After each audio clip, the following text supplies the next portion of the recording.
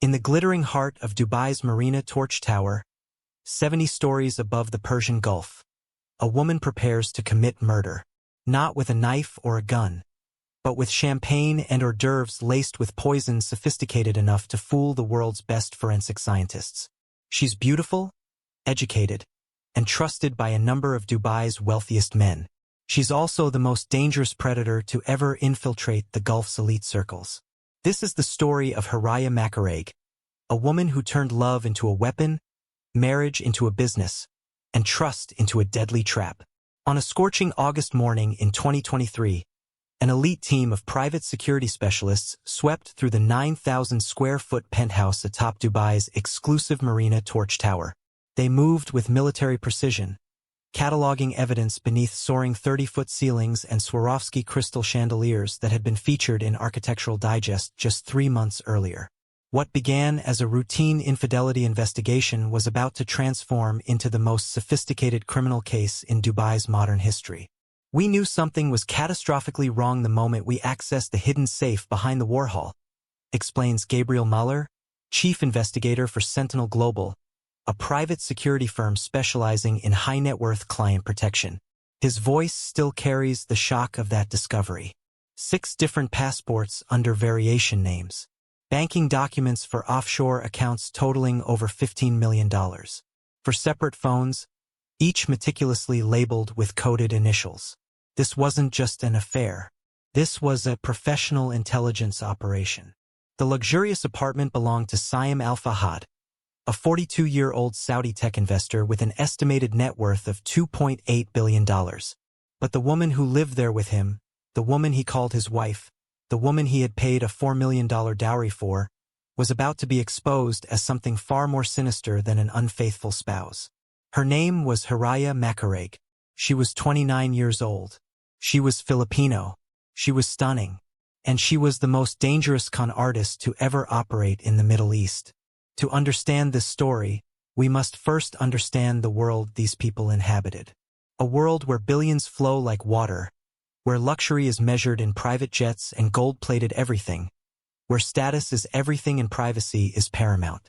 This isn't just another crime story. This is about deception on a scale most people can't even imagine.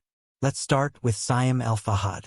Born in Riyadh in 1981 to one of Saudi Arabia's most prominent business families, Saim represented the new generation of Gulf wealth.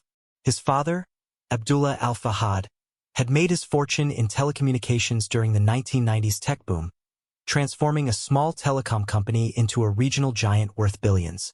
His mother, Noura, came from a respected family with ties to Saudi royalty, though not the main branch.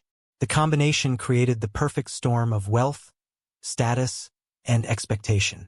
Growing up in Jeddah, Saim lived a life of extraordinary privilege. Private jets whisked him to boarding schools in Switzerland. Summers were spent in London penthouses or on Mediterranean yachts. By age 16, he spoke 4 languages fluently and had visited more countries than most people could name. But Abdullah Al-Fahad wasn't just building wealth. He was building a legacy. Every decision, every business move, every relationship was calculated to ensure the family name would endure for generations. In 2003, 22-year-old Saim left Saudi Arabia for MIT, where he earned dual degrees in computer science and business administration. It was here, among the brilliant minds of Cambridge, Massachusetts, that Saim developed his passion for technology investing. He understood before most others that the future wasn't in traditional industries but in the digital revolution that was transforming the world. After graduating in 2007, Saim returned to the Gulf region but based himself in Dubai rather than Saudi Arabia. Dubai offered something Riyadh couldn't: a cosmopolitan environment where East met West, where business moved faster and regulations were more favorable for innovative ventures. His father approved the move, recognizing that the future of business was in places like Dubai, not in traditional Gulf capitals. By 2015, Saim had established himself as one of Dubai's most successful tech investors. His early investment in a regional ride-sharing app had returned 50 times his initial investment. His venture capital firm, Al-Fahad Technologies, had backed dozens of successful startups across Southeast Asia and the Middle East. At 34, he was worth over $2 billion in his own right, not just as his father's son, but as a self-made tech mogul. But success came with loneliness. Siam had dated casually over the years, but nothing serious. The women he met in Dubai's social circles were beautiful but shallow, more interested in his bank account than in him. The ones his mother introduced him to were traditional and conservative, perfect by Saudi standards but boring to a man who had lived in America and traveled the world. By 2018, at 37, Siam was beginning to worry he might never find someone who could bridge both worlds. Enter Haraya Makareg, or at least that's the name she was using. In September 2020, Siam attended an exclusive investment conference in Singapore. The event, invitation-only and attended by fewer than 200 people, brought together Asia's most successful entrepreneurs and investors. It was designed for serious business, not socializing. But every conference needs staff, and Hira worked as a VIP relations coordinator for the event management company. Their first meeting appeared completely accidental. Siam had left his phone in the conference room after a panel discussion. Hira found it and personally delivered it to his suite at the Marina Bay Sands. She could have simply left it at the front desk, but she explained that she recognized his name from the speaker list and wanted to ensure it reached him safely. She was professional, polite, and absolutely stunning. I remember thinking she was the most beautiful woman I'd ever seen. Siam would later tell investigators. But it wasn't just her looks. It was her intelligence. When she handed me the phone, we started talking. She asked thoughtful questions about my panel discussion on Southeast Asian tech markets. She actually understood what I was talking about. That never happened with women in my social circle. What Siam didn't know was that every second of that encounter had been planned with surgical precision. The forgotten phone, the timing of the delivery, even the questions she asked, all of it was choreographed by an organization that had been studying him for months. Over the next 3 days, Siam and Hira kept running into each other. She was coordinating a private dinner he attended. She was managing the VIP lounge where he worked between sessions. Each encounter seemed natural, spontaneous. They talked about everything: technology, business, the future of Southeast Asian markets, even personal topics like family and relationships. Hira presented herself as the daughter of a successful Filipino businessman who had made his fortune in Manila real estate. She claimed to have studied international business at the University of the Philippines before working her way up in event management. She was cultured, well-traveled, and spoke perfect English with just a hint of an accent that Siam found charming. She told me she was working at the conference to make business connections, not because she needed the money, Siam recalled.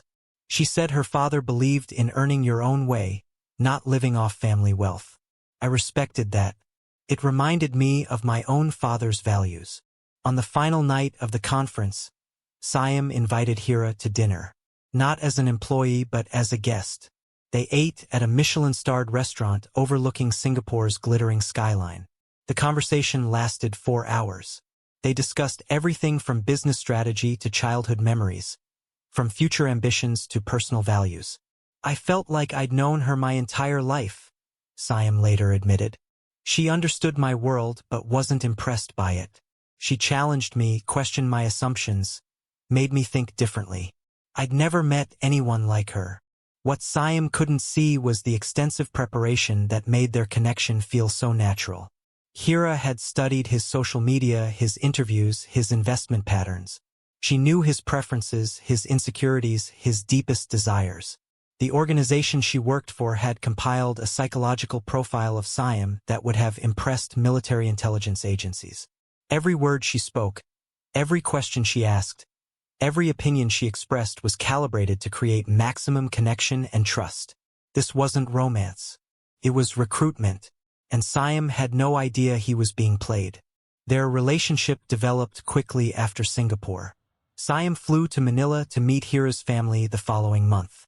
He was introduced to her father, Roberto Macareg, supposedly a successful real estate developer. The family lived in a beautiful home in Forbes Park, Manila's most exclusive neighborhood. Everything checked out perfectly. Her father was impressive, Siam remembered. Traditional Filipino hospitality, but also sophisticated. He asked intelligent questions about my business, my intentions toward his daughter. I respected that. What Siam didn't know was that Roberto Macareg was an actor, hired specifically for this role. The house belonged to a shell company owned by the organization backing Hira's operation. Even Hira's supposed siblings were part of the elaborate deception. Every person Siam met in Manila, every conversation he had, every meal they shared was part of a carefully staged production designed to convince him that Hira came from exactly the background she claimed. By December 2020, Siam was in love. He proposed on a beach in the Maldives, presenting Hira with a 10-carat diamond ring from Cartier worth over $500,000. She cried. She said yes. She promised him forever.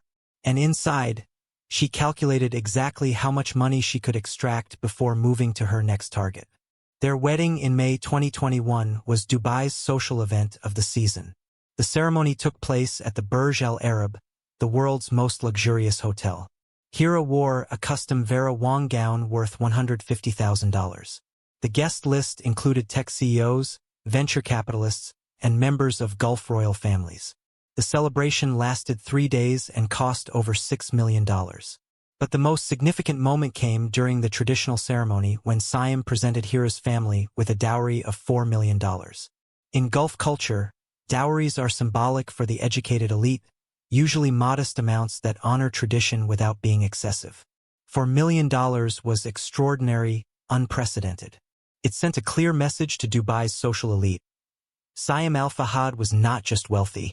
He was devoted to his wife in a way that transcended normal expectations. The dowry was intentional manipulation, explains Dr. Almaz Ruiai, professor of sociology at UAE University. By accepting such an enormous sum, Hira's organization achieved multiple goals. First, it created psychological commitment from Siam. No one walks away from a $4 million investment easily. Second, it signaled to Dubai society that this marriage was different, special, protected by an extraordinary financial commitment.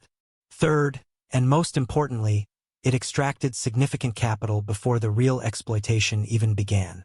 After a month-long honeymoon touring Europe, Siam and Hira settled into their penthouse in Marina Torch. Hira threw herself into Dubai society, volunteering for charity events and women's organizations. She was featured in Arabian Business magazine as one of Dubai's most stylish newcomers. She seemed perfect, beautiful, intelligent, devoted to her husband, and genuinely interested in building a life in Dubai. But Hira wasn't building a life. She was building a cover. And in the shadows, 3 other men were falling for exactly the same trap. While Siam believed he had an exclusive, devoted wife, Haraya Macareg was simultaneously conducting 3 other intimate relationships with Dubai's business elite. Each man believed he had a unique connection with her. Each had no idea the others existed. The level of compartmentalization required to maintain this deception was extraordinary. Let's meet the other men in Hira's operation. Victor Chun, age 51, was a Hong Kong shipping magnate whose empire controlled significant port operations across Asia and the Middle East. Born in 1972 to a working-class family in Kowloon, Victor had built his fortune through brutal hard work and calculated risk-taking. By age 40, he owned one of Hong Kong's largest shipping companies, specializing in container transport between Asian manufacturing centers and Gulf ports. Victor had relocated to Dubai in 2018, establishing regional headquarters to oversee his rapidly expanding Middle Eastern operations. His company, Chun Maritime Holdings, employed over 5,000 people and operated 43 cargo vessels. He was worth approximately $1.2 billion, a fortune built on efficiency, logistics, and an almost supernatural ability to predict shipping market trends. But Victor's personal life was complicated. He had been married twice, both marriages ending in expensive divorces. His first wife accused him of prioritizing business over family. His second wife left him for a younger man, taking $40 million in the settlement. By 2020, at 49, Victor had become cynical about relationships and women in general. "I thought I was too smart to be fooled again," Victor later told investigators, his voice thick with shame. "I had lawyers, background checks, everything. But she didn't come to me as a romantic prospect. She came as a business opportunity.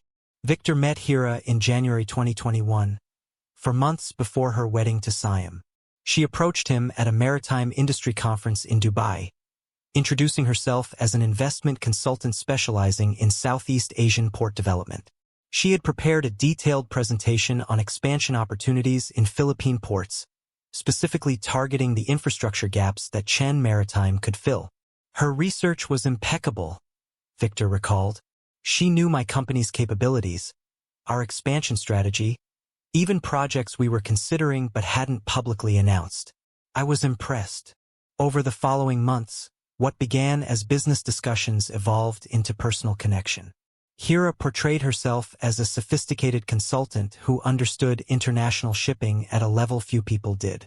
She claimed to have government connections in Manila that could facilitate port access and regulatory approvals. She suggested joint ventures that would give Chun Maritime exclusive access to markets Victor had been trying to crack for years. She never asked me for money directly, Victor explained. It was always framed as investment opportunities, business partnerships. She'd present a project, show me the numbers, explain the returns. Then she'd arrange meetings with supposed government officials or business partners. I transferred funds into joint venture accounts that she managed. What Victor didn't realize was that all those government officials were actors. All those business opportunities were fictional. Every dollar he transferred went directly into accounts controlled by Hira's organization. Over 18 months, Victor invested over $3 million in phantom projects that existed only in elaborate presentations and fake documentation. But the relationship wasn't just business. Slowly, carefully, Hira allowed their professional relationship to become personal. She confided in Victor about her supposedly difficult family situation. She suggested she was unhappy in her personal life but trapped by cultural expectations.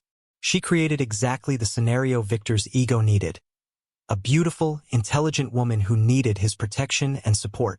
I thought I was saving her, Victor later admitted, his voice breaking. I thought I was the hero in the story. I was the fool. Now let's talk about Dmitry Volkov.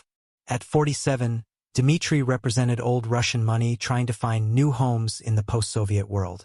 Born in Moscow in 1976 to parents who were mid-level Communist Party officials, Dmitry came of age during Russia's chaotic transition to capitalism in the 1990s.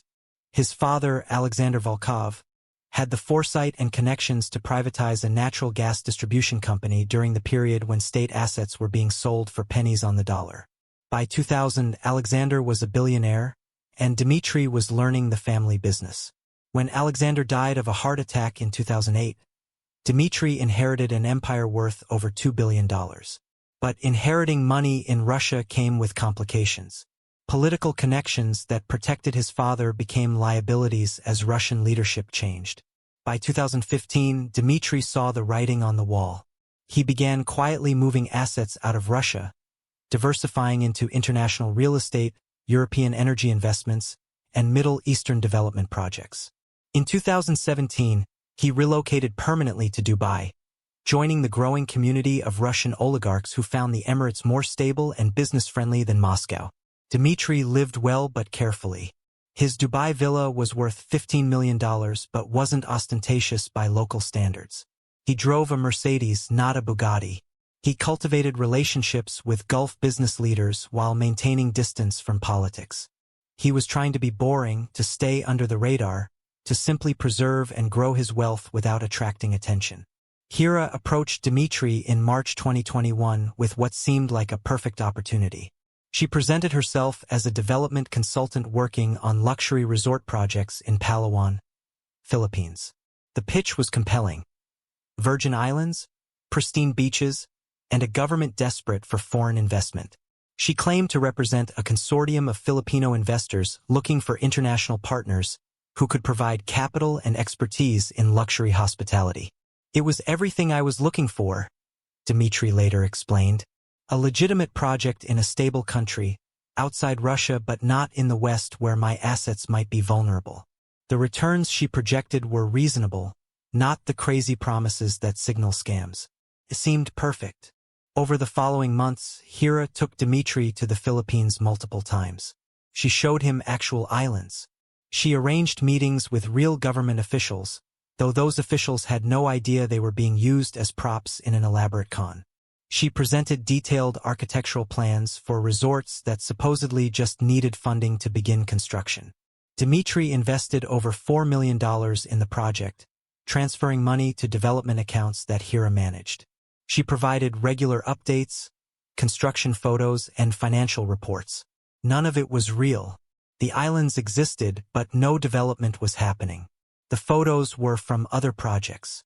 The financial reports were fiction. Every dollar went directly into accounts controlled by Hira's organization. But like with Victor, the business relationship became personal. Hira positioned herself as Dmitry's friend, his confidant, his potential business partner in an enterprise that could define both their futures. She understood exactly how to exploit his desire for legitimacy, for a project that would prove he was a real businessman, not just someone who inherited money. She made me feel smart, Dmitry admitted during his police interview. For years, people had treated me like I was just lucky, just born into wealth. She made me feel like a visionary entrepreneur. That's what I wanted to believe. Finally, let's meet Marcus Blackwell. At 39, Marcus was the youngest of Hira's targets and perhaps the most vulnerable. Born in London in 1984 to a middle-class family, Marcus had built his fortune through pure intelligence and luck. He dropped out of Imperial College London to start a tech company with two friends in 2006.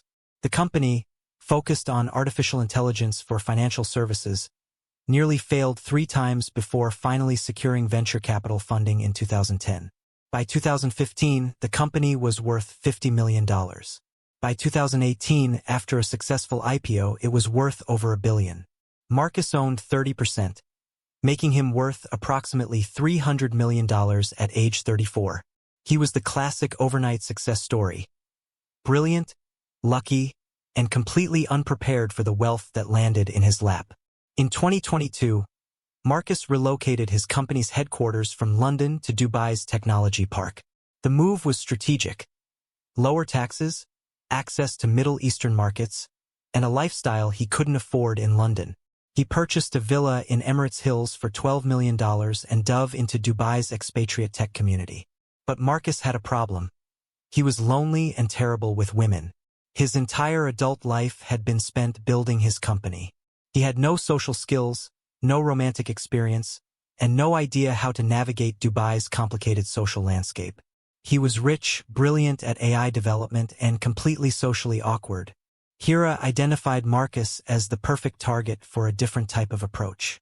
She met him at a tech industry event in May 2022, but instead of presenting herself as a business opportunity, she positioned herself as a mentor and guide to Dubai's business culture. She told me she noticed I seemed out of place at networking events, Marcus recalled. She offered to help me understand how business worked in Dubai, the social expectations, the cultural nuances. She said I was brilliant at technology but needed help with the human side of business. What followed was a masterclass in psychological manipulation. Hira became Marcus's advisor, his guide, his friend. She introduced him to supposedly important people. She explained social situations. She made him feel competent in areas where he felt insecure. Slowly, carefully, she became indispensable to his life in Dubai. The money extraction with Marcus was different than the others. She didn't pitch business opportunities. Instead, she suggested his company needed better government connections, better understanding of Middle Eastern markets, better positioning with potential clients. She offered to facilitate these connections for consulting fees paid to her company. Marcus's corporation transferred over $2 million to Hira's accounts over 14 months. But the real damage was psychological. Hira made Marcus dependent on her validation and guidance. She created a situation where he believed he couldn't succeed in Dubai without her. She was his translator of culture, his key to belonging. For a lonely, socially awkward tech genius, that relationship was more valuable than money. I trusted her completely, Marcus later admitted. She was the first person in Dubai who seemed to care about me as a person, not just as a bank account. I would have given her anything she asked for. Now here's where this story gets truly extraordinary. These 4 men, each successful and sophisticated in his own way, had no idea the others existed in Hira's life. The compartmentalization was perfect. Siam believed he had a devoted wife who spent her days volunteering and socializing with other wealthy wives. He had no idea that on days when she told him she was attending charity events, she was actually meeting Victor to discuss shipping investments or flying to the Philippines with Dmitry to inspect resort sites. Victor believed he had an exclusive business relationship that was evolving into something personal. He had no idea Hira was married or that every evening after their meetings, she went home to Siam's penthouse. Dmitry believed he was building a business empire with a brilliant consultant who was slowly becoming his friend and potential romantic partner. He had no idea about Siam, Victor, or Marcus. Marcus believed he had found a mentor and guide who genuinely cared about his success. He had no idea about any of the other relationships. The logistics of maintaining this deception were extraordinary. Hira maintained separate email accounts, phone numbers, and social media profiles for each relationship. She used location spoofing apps to fake her whereabouts. She kept detailed calendars tracking each man's schedule, business trips, and social commitments. She had backup stories prepared for every possible coincidence or conflict. This level of organization requires professional training, explains Felicity Wong, cybersecurity specialist who later analyzed Hira's digital infrastructure. The technical sophistication alone suggests intelligence agency methodology. She was using encrypted communication, secure file deletion, digital compartmentalization techniques that most corporate espionage operatives would struggle to implement. This wasn't amateur hour. This was a professional intelligence operation disguised as romance fraud. For over 2 years, from early 2021 through August 2023, Hira successfully maintained this quadruple life. She extracted approximately $15 million from the 4 men, in addition to the $4 million dowry from Siam. She never made a mistake, never slipped up, never gave any indication that she was anything other than what she claimed to be with each man. Until one night at the Burj Al Arab, when a hotel waiter made a casual comment that would bring her entire world crashing down. Stay with us. After the break, we'll reveal how this perfect deception unraveled and what happened when 4 powerful men discovered they had been played by the same woman. August 12, 2023. A date that would change everything. Siam Al-Fahad had planned the perfect evening to celebrate his 2nd wedding anniversary with Hira. He had booked the royal suite at the Burj Al Arab, the same suite where they had spent their wedding night. He arranged for a private chef to recreate every dish from their courtship meals. He had vintage champagne worth $20,000 per bottle waiting on ice. And he had commissioned a custom diamond necklace from Cartier worth $1.2 million. I wanted to show her how much she meant to me, Siam later explained, his voice heavy with bitter irony. I wanted to prove that after 2 years, my love had only grown stronger. I was planning to propose renewing our vows in some exotic location. I was the happiest I'd ever been. What Siam didn't know was that 3 floors below, in the Al Muntaha restaurant, Victor Chun was hosting a private business dinner. And sitting at his table, laughing at something Victor had said, was Haraya Makareg. The woman Siam believed was visiting her ailing grandmother in Manila. The woman Victor believed was his exclusive business partner and potential romantic interest. They were in the same building. Hassan al-Noor had worked at the Burj Al Arab for 6 months. He had been transferred from the group's property in Abu Dhabi as part of a standard rotation program. He was professional, efficient, and not yet familiar with the complex social dynamics of Dubai's ultra-wealthy elite. When he saw Hira leaving Victor's table to visit the restroom, he recognized her immediately. After all, she had been here just 2 weeks earlier with Mr. Al-Fahad for a private dinner.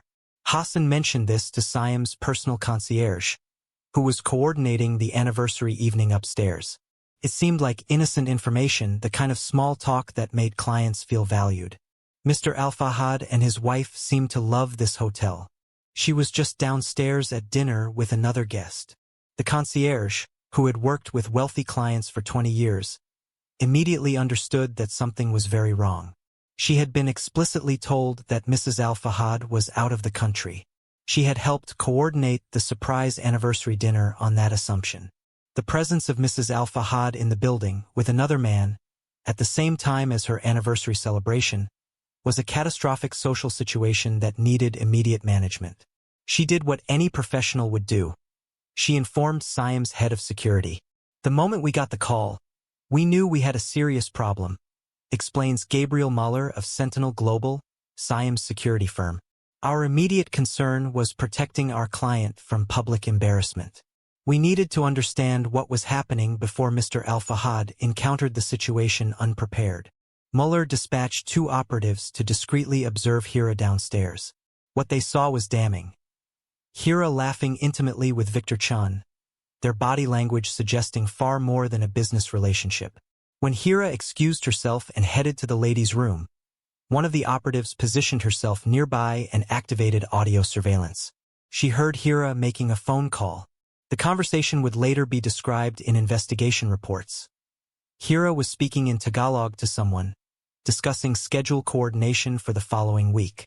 She mentioned meeting the Russian on Tuesday and the British guy on Thursday. She made a joke about juggling multiple calendars. The operative, who spoke Tagalog, immediately understood they had stumbled onto something far bigger than a simple affair. We realized within minutes that this wasn't infidelity, it was an operation, Muller later explained. The level of compartmentalization, the references to multiple individuals, the casual nature of discussing deception, it all pointed to professional criminal activity. Muller made a critical decision. Don't tell Siam immediately. Instead, pull Hira's digital footprint and do a rapid but thorough investigation. Give them 72 hours to understand what they were dealing with before informing the client. Over the next 3 days, Sentinel Global deployed every resource at their disposal. They hacked Hira's devices, something they could do because Siam technically owned the phones and computers she used. What they found was staggering. Multiple email accounts, each maintaining a different identity. Separate social media profiles that never mentioned each other. Encrypted messaging apps using military-grade security. Location spoofing software that could make her phone appear to be in Manila when she was actually in Dubai. Calendar systems that tracked not just her schedule but the schedules of multiple men, with elaborate coordination to avoid conflicts. The digital architecture was extraordinary, explains Felicity Wong, the cybersecurity expert brought in to analyze the findings. She had compartmentalized her entire digital life with the discipline of an intelligence operative. Every identity had its own ecosystem: email, social media, banking, communication, and they never crossed. This level of operational security requires training and experience. But the most damning evidence was the financial trail. Offshore bank accounts in the Cayman Islands, British Virgin Islands, and Singapore. Shell companies registered in Belize, Panama, and Hong Kong. A complex web of transactions showing approximately $15 million flowing from 4 different sources over 2 years. And those sources were traceable. Wire transfers from Victor Chen's business accounts. Investment fund transfers from Dmitry Volkov's holding companies. Consulting fee payments from Marcus Blackwell's corporation. And of course, the $4 million dowry and various gifts from Siam himself. The moment we identified the other victims, we faced a serious ethical and legal dilemma, Muller admits. Do we inform the other men that they're victims? Do we approach local police? Do we risk alerting Hira that she's been exposed? Every decision had massive implications. They decided to approach Siam first. On August 15th, 3 days after the Burj Al Arab incident, Muller sat down with his client and revealed everything they had discovered. The recording of that conversation, later provided to police, captures Siam's reaction as his world collapsed. "This isn't possible," Siam said, his voice hollow. "You're telling me my wife, my marriage, everything for 2 years has been a lie? That she's simultaneously involved with 3 other men? That she's stolen millions from all of us?" Muller presented the evidence methodically. The phones, the accounts, the financial transactions, the other men. With each revelation, Siam's shock transformed into something colder and harder. "I remember the exact moment when shock became rage," Muller later recalled. He said, "Show me who these other men are." Show me everyone she's manipulating. That's when I knew this wasn't going to be a simple police report. Over the next 48 hours, Sentinel Global's operatives quietly approached the other 3 victims. Each conversation followed a similar pattern. Shock, denial, then cold fury as the evidence became undeniable. Victor Chen's reaction was particularly intense. I've survived hostile takeovers, piracy attacks on my ships, and business wars with competitors who wanted me dead, he told investigators. But I've never felt as stupid, as violated, as I did when they showed me the truth about her. Dmitry Volkov went silent when presented with the evidence. He studied every document, every photo, every transaction record. Then he asked a single question. What are we going to do about this? Marcus Blackwell broke down crying. I thought she was my friend, he told the Sentinel operative who met with him. I trusted her more than anyone in my life. How could I be so stupid? On August 18, 2023, the 4 men met for the first time in a private conference room at Sentinel Global's Dubai offices. The awkwardness was profound. For wealthy, powerful men who had been simultaneously deceived by the same woman. For men who had each believed they had something special with her. For men who now understood they had been nothing more than marks in an elaborate con. That first meeting was incredibly tense, Mueller remembers. These men were competitors in business. They moved in the same social circles. They had reputations to protect. The shared humiliation could have made cooperation impossible. But something interesting happened. The rage unified them. They compared notes. Siam described his marriage. Victor explained his business relationship. Dmitry detailed his investment project. Marcus outlined his consulting arrangement. As they talked, the picture became clear. Hira had identified 4 wealthy men, studied their psychological vulnerabilities, and created 4 different relationships perfectly calibrated to exploit each of them. She wasn't just stealing money, Victor explained. She was stealing something much more valuable. She was stealing our ability to trust, to believe, to connect with other people. That's what hurt the most. Not the money. The violation of everything we thought was real. But as the men shared their stories, something even more disturbing emerged. Siam mentioned that Hira had recently suggested they host a reconciliation dinner at the Burj Al Arab to reset their relationship after some imaginary argument. Victor said Hira had proposed a celebration dinner to toast their upcoming business venture. Dmitry revealed that Hira wanted to have a planning dinner to finalize their resort project. Marcus had been invited to a thank-you dinner for his mentorship. All 4 dinners were scheduled for the same night, August 25, 2023. All at the Burj Al Arab. All in the royal suite. That's when we realized this wasn't just about stealing money. Mueller explains, his voice grim. She was planning something else. Something final. When 4 wealthy men simultaneously discover they've been conned by the same woman, the natural response is anger, humiliation, and a desire for justice. But when they realize that woman is planning something that involves bringing them all together without their knowledge, the response becomes something darker. Fear. The timing and coordination of the invitations was too perfect to be coincidental, explains Captain Khalid Al-Mansouri of Dubai Police's Financial Crimes Division. 4 separate dinners, same location, same date, each man believing he was having an exclusive meeting with her. This suggested planning for something beyond financial theft. Sentinel Global's investigation intensified dramatically. They brought in specialists, forensic accountants, intelligence analysts, cybersecurity experts. They reached out to contacts in Interpol and the FBI. And they made a disturbing discovery. Hira's real identity. Her name wasn't actually Hiraya Makareg. That was an identity created by an organization called Global Elite Introductions, or GEI. This wasn't a simple romance scam. This was something far more sophisticated and dangerous. GEI operates at the intersection of intelligence gathering and financial theft, explains Maya Castillo, former intelligence analyst now consulting on transnational financial crimes. They identify high-net-worth individuals, study them extensively, and deploy operatives trained in psychological manipulation. The operatives extract both money and intelligence, potentially selling information to multiple interested parties, including national intelligence services. Further investigation revealed something even more chilling. GEI operatives had been linked to multiple suspicious deaths of wealthy businessmen across Asia and the Middle East. German executive who died of an apparent heart attack after ending a relationship. A Japanese financier who drowned while on vacation with a woman he'd been dating. An Australian mining executive who died in a car accident after announcing he was breaking off an engagement. The pattern suggested elimination of liabilities, Captain Al-Mansouri explains. When GI operations were at risk of exposure, witnesses had a tendency to die in ways that appeared natural or accidental.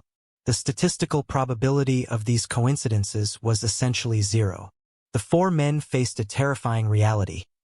They might be scheduled for elimination. Sentinel Global contacted Dr. James Richardson, a toxicology expert who had previously worked with British intelligence. They asked him a simple question. If you wanted to kill four wealthy men in a way that appeared natural and wouldn't be detected immediately, how would you do it? His answer was chilling. Delayed action cardiotoxins. Compounds that cause cardiac arrest 12 to 72 hours after administration. By the time symptoms appear, the substance has metabolized. Even sophisticated autopsies often miss them unless they're specifically looking. You could poison someone at dinner, have them die of an apparent heart attack 2 days later, and no one would ever know. That's when the FBI got involved. Special Agent Rebecca Morrison, who specialized in international organized crime, had been tracking GEI for 3 years. She immediately understood the danger. We had intelligence suggesting GEI used elimination protocols, Morrison explains. When operations were compromised, loose ends were cleaned up. For wealthy men who could testify about a multimillion-dollar fraud and potentially expose an international criminal organization. They weren't just victims anymore. They were threats that needed to be eliminated. Morrison brought in resources from multiple agencies. The CIA provided intelligence on GEI's known operatives and methods. MI6 shared information from similar cases in Europe. Mossad provided technical expertise on countersurveillance. What emerged was a picture of an organization that had been operating successfully for over a decade, with hundreds of operatives across dozens of countries. GEI's sophistication suggested state-level backing, notes intelligence analyst Dr. Jonathan Montgomery. The training, resources, and protection required to operate on this scale and duration couldn't be sustained by a simple criminal organization. Someone with serious resources was running or protecting GEI. The investigators faced a critical decision: warn Hira that she was exposed and abort the danger, or use the planned dinners as an opportunity to catch her in the act and potentially roll up the entire operation. It was an incredibly risky choice, Captain Al-Mansouri admits. We were essentially using 4 civilians as bait to catch an international criminal organization. The liability and ethical issues were enormous. But the 4 men made the decision themselves. In a meeting on August 20th, 5 days before the scheduled dinners, Siam Al-Fahad spoke for all of them. She tried to take our money, our dignity, our ability to trust. Now apparently she's planning to take our lives. I say we let her try, but we turn the tables. We make her the prey instead of the predator. What followed was a week of intensive preparation that rivaled military operations. Medical teams were positioned in adjacent suites at the Burj Al Arab. Every food item and beverage Hira ordered was secretly intercepted and tested. Backup safe versions were prepared. The men were trained in subtle behaviors to fake consuming poisoned food while actually ingesting safe alternatives. The sleight of hand required was extraordinary, explains Dr. Sarah Chun, the toxicologist who coordinated the medical aspects. We couldn't let Hira suspect anything. The men had to eat, drink, show normal responses. But nothing they actually consumed could be from the items she provided. Undercover operatives were placed throughout the hotel. Audio and video surveillance was installed in the royal suite. Emergency medical protocols were established. Even the hotel staff was carefully vetted and briefed. We essentially turned the Burj Al Arab into a controlled environment, Captain Al-Mansouri explains. Every possible contingency was planned for. We had snipers on adjacent buildings in case she tried to escape. We had boats in the water. We had her digital devices compromised so we could monitor communications in real time. But the most critical element was maintaining the appearance of normalcy. Hira could not suspect that she had been exposed. The four men had to behave exactly as they would if they were still completely deceived. On August 23rd, 2 days before the scheduled event, Sentinel Global's intelligence team intercepted communications that confirmed their worst fears. Hira had acquired a sophisticated cardiotoxin through contacts in Eastern Europe. The compound was designed to cause cardiac arrest 48 to 72 hours after administration, giving her time to be far away when the men started dying. She planned to poison all four of them at dinner, then fly to Bangkok the next morning, explains Felicity Wong. By the time they started experiencing symptoms, she'd be in Thailand, in the process of receiving plastic surgery to alter her appearance. By the time they died, she'd have a new face and new identity. She'd simply disappear. The poison was in the food she had specifically ordered from a catering service she controlled. Gourmet hors d'oeuvres, each containing a carefully calculated dose. Champagne infused with the compound. Even the custom chocolates she had ordered as a special touch. The attention to detail was remarkable. Dr. Chun notes with professional detachment. The doses were calibrated individually based on each man's body weight and medical history, which she had obviously researched. This wasn't amateur hour. This was a professional assassination disguised as a dinner party. The men were briefed on exactly what they were walking into. They would be entering a room with a woman who was planning to murder them. They would be eating food that was designed to kill them, though the actual food would be safe. They would need to maintain perfect composure while knowing they were sitting across from someone who wanted them dead. "I've been in dangerous business negotiations," Victor Chin later recalled. "I've dealt with pirates who boarded my ships. But nothing prepared me for sitting across from someone I had loved, or thought I loved, knowing she was actively trying to murder me. It was surreal." On the evening of August 25, 2023, Hiraya Makareg arrived at the Burj Al Arab's royal suite believing she was about to execute the perfect crime. She wore a stunning Valentino dress and carried herself with absolute confidence. She had no idea that every person she saw, every staff member who smiled at her, was part of an elaborate trap. The suite had been prepared exactly as she had specified. Flowers, candles, soft music, champagne on ice. The food she had ordered was laid out beautifully. She checked everything with practiced efficiency, making sure every detail was perfect. Then the men began arriving. First Siam, her husband, who she had told to come celebrate their anniversary. Then Victor, her business partner, who she said was joining for an investment discussion.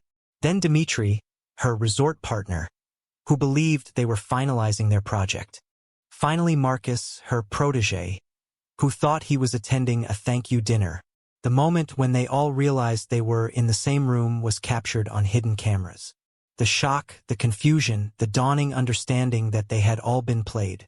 Hira's face showed brief surprise, then a calculated assessment, then a smile. "Gentlemen," she said calmly, "I think we need to have a conversation." What she didn't know was that conversation was already over, and she was the one who had run out of moves.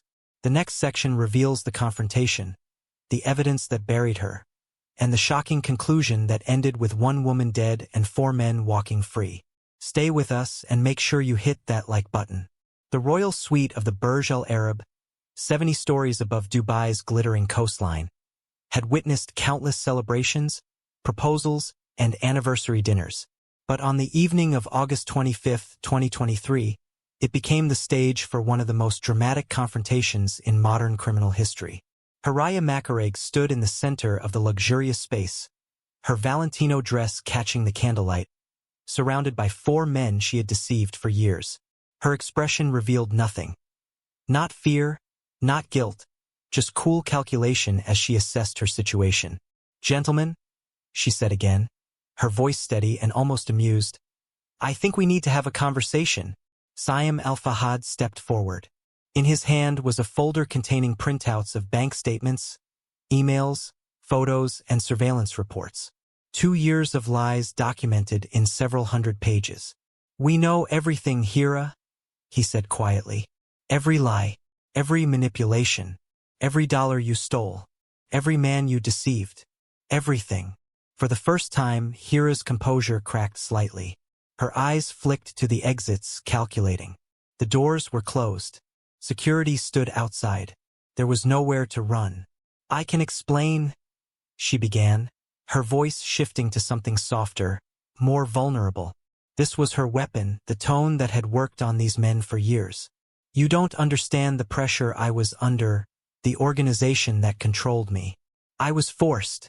"Stop," Victor Chun interrupted, his voice cold as ice. "We know about GI. We know about the other operatives. We know this wasn't coercion. This was your job. You're a professional con artist, and we were your marks." Hira's eyes hardened. The vulnerable woman vanished, replaced by something calculating and dangerous. "If you know everything, then you know you can't prove anything. My lawyers will destroy any case you try to bring. And the publicity, your reputations will be ruined. Everyone will know how stupid you were, how easily you were manipulated." "We're not here to negotiate," Dmitry Volkov said quietly. "We're here to give you one chance to tell us the truth. Who do you work for? Who runs GI? What was the endgame?" Hira laughed, a harsh sound that echoed in the suite. "You think I'm going to tell you anything? You think you're the first men I've done this to? I've been doing this for 8 years.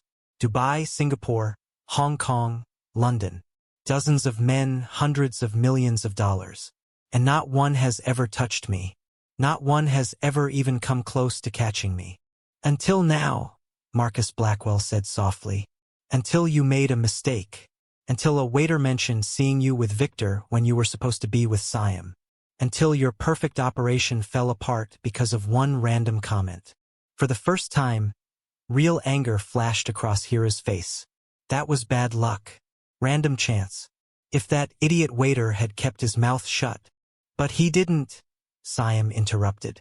"And now we're here, and you're going to answer for what you've done." That's when Hira made a calculation. She smiled, and the expression was chilling in its complete lack of humanity. "You want to know what I'm doing here tonight?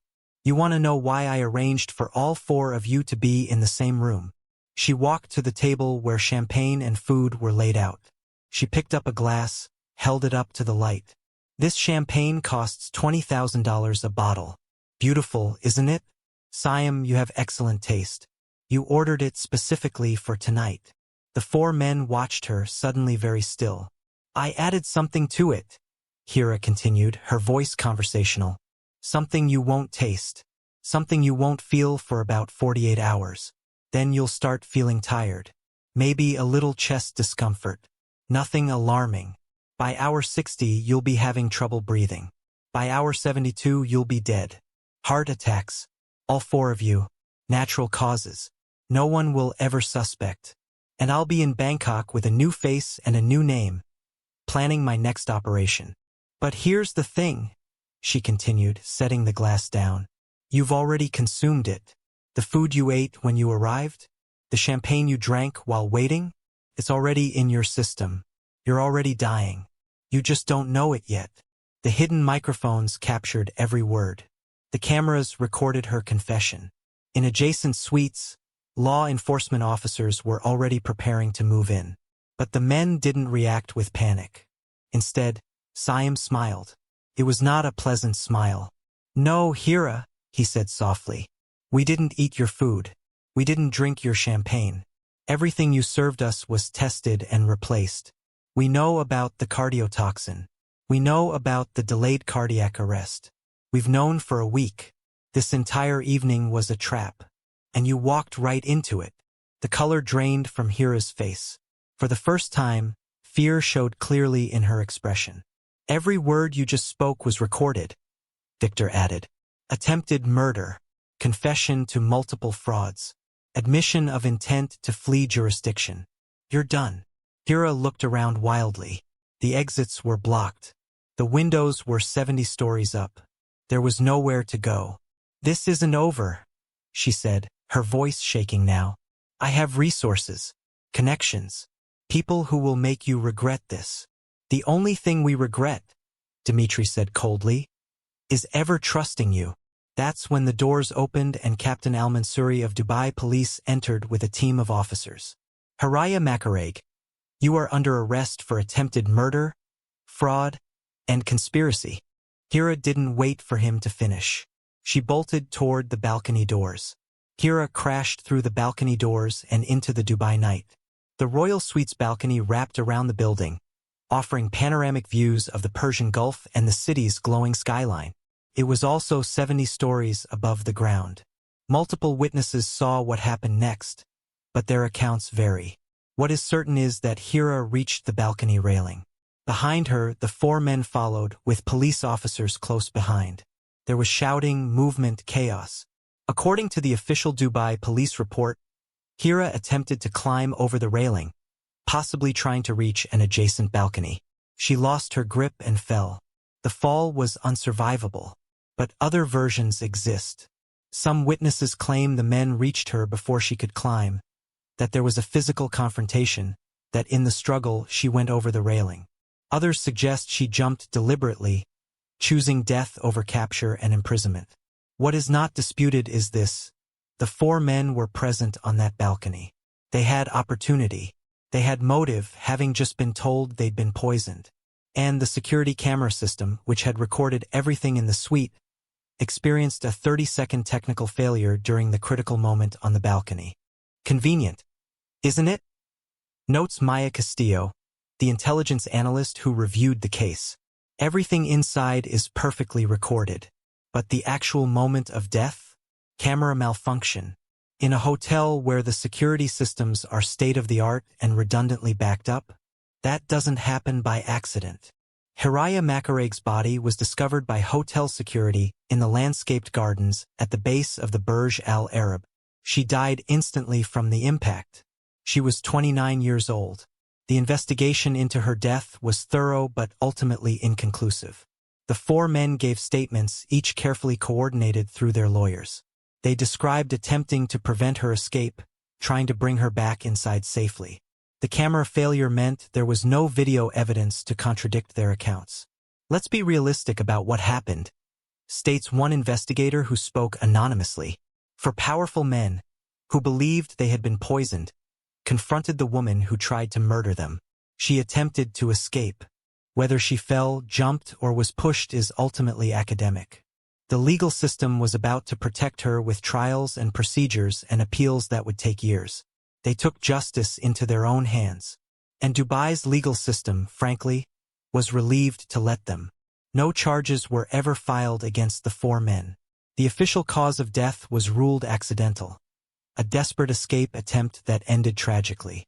Within 72 hours, the investigation was closed.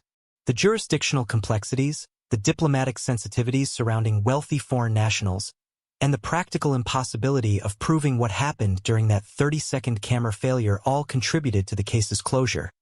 Captain Al-Mansouri explains carefully. Sometimes justice looks different than we expect it to. Aftermath. 3 years later. It's now 2026, 3 years after Haraya Makareg's death. The ripples from that night continue to affect everyone involved. Let's start with the four men who survived. Saim Al-Fahad moved his primary residence from Dubai to London within months of the incident. He maintains business operations in the Emirates but rarely visits personally. Friends describe him as changed, harder, more suspicious. He has not dated or pursued any romantic relationships since Hira's death. I survived the poison, Saim told a close associate in a rare moment of candor. The medical team caught it early enough. But something inside me died that night anyway. My ability to trust. My belief in love. My faith that people can be who they seem to be. She didn't just steal my money. She stole my future. Saim has thrown himself into philanthropic work, particularly programs supporting fraud victims and domestic abuse survivors. He donated $20 million to establish the Al-Fahad Center for Financial Crime Prevention in Dubai. Some see it as guilt. Others see it as a man trying to create meaning from tragedy. Victor Chun has become almost reclusive. His shipping empire continues to operate successfully, but Victor himself has withdrawn from the public eye. He employs an extensive security team and conducts thorough background investigations on anyone who enters his life, professional or personal. The paranoia is justified, explains Dr. Jonathan Meyer, psychologist specializing in trauma among the wealthy. Victor was victimized by someone who studied him extensively, exploited his vulnerabilities, and attempted to murder him. The idea of trusting anyone again, of allowing anyone close enough to hurt him, is psychologically impossible right now. He may never recover that capacity for trust. Victor's relationship with his adult children has suffered. They describe him as distant, emotionally unavailable, unable to connect. The con didn't just steal his money. It stole his ability to have meaningful human relationships. Dmitry Volkov faced the most severe physical consequences. Although the poison was detected early, his exposure was significant enough to cause lasting organ damage. He spent months in treatment and continues to deal with cardiovascular issues that doctors attribute to the cardiotoxin exposure. "I'm alive, but I'm not healthy," Dmitry admitted in a rare interview. "I have the best doctors money can buy, but they can't undo what she did to my body. Every time I feel chest pain, every time I'm short of breath, I wonder if this is it. If the poison is finally finishing what she started." Dmitry has become an advocate for stronger international fraud prosecution and has testified before multiple governmental bodies about the need for better coordination in fighting transnational criminal organizations. Some see it as public service. Others see it as a man channeling his rage into something productive. Marcus Blackwell suffered the deepest psychological damage. The betrayal of someone he considered his first real friend in Dubai, combined with the trauma of the confrontation and its violent conclusion, triggered a severe anxiety disorder. He sold his company in 2024, retired from active business at age 41, and now lives quietly in the countryside outside London. Marcus represents an important reality about financial fraud, notes Dr. Meyer. The monetary damage can be recovered, but the psychological damage, the destruction of someone's ability to trust and connect, that's permanent. Marcus will never be the same person he was before he met Hira. She didn't just steal his money. She stole his innocence. Marcus has refused all media interviews and has largely disappeared from public life. Friends report he struggles with depression and isolation. The brilliant tech entrepreneur who built a billion-dollar company has become a hermit, unable to trust even casual social interactions. The investigation into GEI, the organization behind Hira's operation, continued after her death, but with limited success. Forensic analysis of her devices provided some information, but the organization's security protocols meant most evidence was encrypted or remotely wiped within hours of her death. GEI demonstrated sophisticated operational security that suggested state-level backing, explains FBI Special Agent Rebecca Morrison. Within 72 hours of Hira's death, every identified connection to her had disappeared. Bank accounts emptied and closed. Shell companies dissolved. Associates vanished across Southeast Asia. This level of responsive capability doesn't exist in normal criminal organizations. Interpol has identified 17 suspicious deaths across 9 countries that potentially connect to GEI operations. Wealthy businessmen who died of apparent heart attacks, drownings, car accidents, all following the dissolution of relationships with women who fit Hira's profile. But without living operatives to provide testimony, these remain suspicions rather than proven cases. The pattern is clear to investigators, but unprovable in court, states Interpol coordinator Jean-Paul Moreau.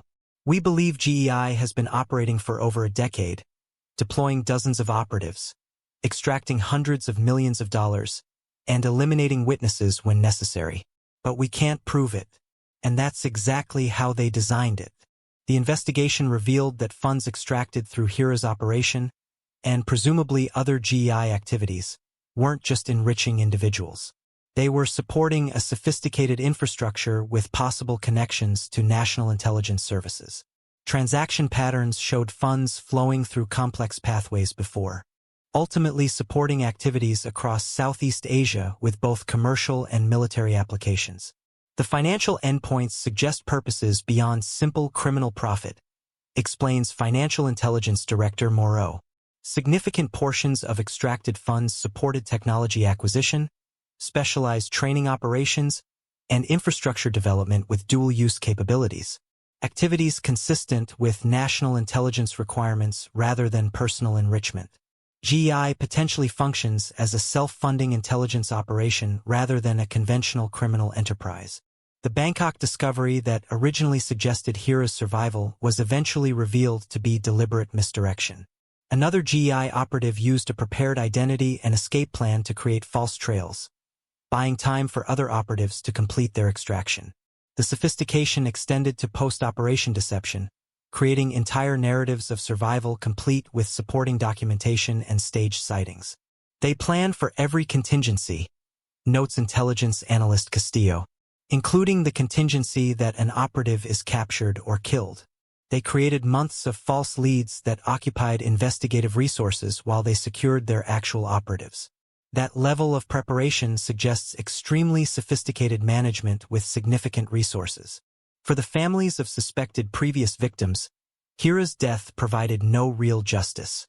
Without her testimony, connecting historical cases to GEI remains impossible. The truth stays trapped in classified investigation files, too sensitive or unprovable for public disclosure. My husband died of a heart attack in 2019, states Anna Bergman, widow of a Swedish executive whose death investigators believe was a GEI operation. He was 46, healthy, exercising regularly. But he'd just broken up with a woman he'd been dating, a woman who supposedly worked in international consulting. She disappeared after his death. I've always suspected she killed him, but I'll never know for sure. And she'll never face justice. The case has had broader implications for Dubai's wealthy expatriate community. Background investigation services experienced dramatic demand increases after Hira's exposure. Prenuptial agreements became substantially more comprehensive and skeptical. The city's previously open social culture, where wealthy individuals readily networked and formed connections, became noticeably more guarded and cautious. The incident weaponized intimacy within elite circles, observes Dr. Fatima Al-Mazrui. It demonstrated how personal relationships could serve as vectors for sophisticated exploitation and violence. The cultural shift toward defensiveness and suspicion represents lasting damage extending far beyond the immediate victims. Dubai's social fabric has been permanently altered. The Burj Al Arab removed the royal suite from their rental inventory for 6 months after the incident. When it finally reopened, it had been completely redesigned. The balcony where Hira died was enclosed with permanent glass barriers. The hotel never officially acknowledged why, but everyone in Dubai's elite circles understood. No one wants to celebrate an anniversary or proposal in the room where someone was murdered, or died, or however you want to characterize what happened, explains a hotel industry consultant. The Burj Al Arab is selling luxury and romance. You can't sell that in a room associated with death and betrayal. The case has influenced UAE law enforcement training, with police departments receiving additional education in investigating domestic financial crimes and suspicious deaths within wealthy families. Captain Al-Mansouri, who led the investigation, has become a sought-after expert in forensic psychology and complex fraud cases. This case changed how we approach investigations of the wealthy, Al-Mansouri explains. We learned that wealth doesn't protect against sophisticated exploitation. If anything, it makes people more vulnerable because they assume their resources provide security. Hira proved that assumption wrong. Perhaps most controversially, the case raised serious questions about whether justice was actually served. Hira was guilty of fraud, theft, and attempted murder. But she died before facing trial, before being convicted, before serving any sentence. And she died under circumstances that strongly suggest the 4 men she victimized took lethal action against her. We witnessed what many privately acknowledge was vigilante justice, admits one Dubai police official speaking anonymously. For wealthy men used their resources and connections to trap someone who threatened them, and when that person tried to escape, she died under suspicious circumstances. No meaningful investigation followed. No accountability was imposed. That's not justice. That's privilege exercising itself beyond legal constraint. Legal scholars continue to debate the case. Some argue the men acted in self-defense against someone who had just confessed to poisoning them. Others contend they used their wealth and influence to ensure an inconvenient truth, specifically that they may have killed her, remained officially unexamined. The fundamental question isn't whether Hira deserved death, explains Professor James Wellington, international law expert.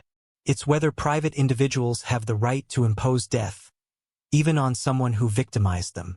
The answer, under any legitimate legal system, is no.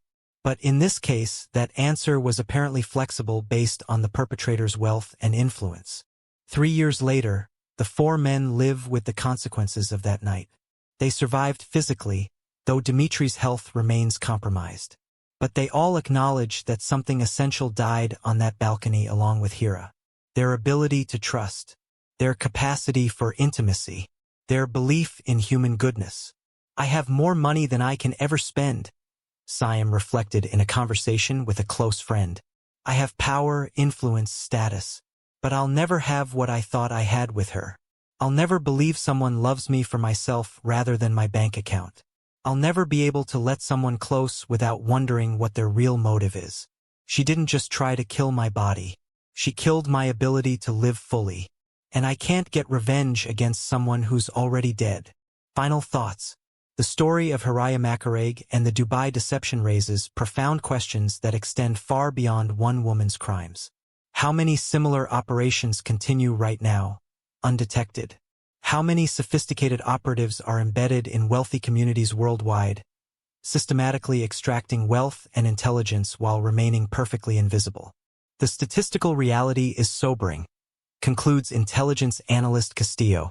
Hira required a waiter's random comment to expose her operation. Without that single piece of luck, she likely would have succeeded in poisoning 4 men, disappearing with a new identity, and continuing her activities elsewhere. How many others operate without such fortunate accidents? The answer is probably deeply unsettling. For every exposed case like Hira's, investigators suspect dozens or hundreds continue successfully.